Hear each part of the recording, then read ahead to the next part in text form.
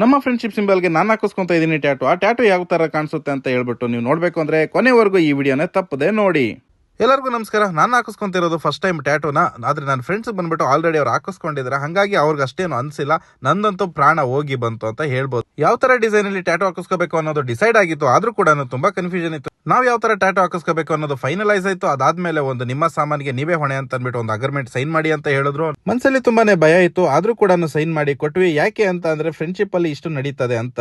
ನನ್ನ ಫ್ರೆಂಡ್ ಉಮೇಶ್ ಮತ್ತೆ ಮೋಹನ್ ಮುಂಚೆ ಕೂಡ ಅವರು ಟ್ಯಾಟೂ ಹಾಕಿಸ್ಕೊಂಡಿದ್ದಾರೆ, ಹಾಗಾಗಿ ಅವ್ರಿಗೆ ಎಕ್ಸ್ಪೀರಿಯನ್ಸ್ ಇದೆ. ಆದ್ರೆ ನಾನ್ ಬಂದು ಫಸ್ಟ್ ಟೈಮ್, ನನಗಂತೂ ಭಾರಿ ಹಿಂಸೆ ಆಗೋಯ್ತು ಈ ಟ್ಯಾಟೂ ಕೊರ್ಸಕ್ಕೆ.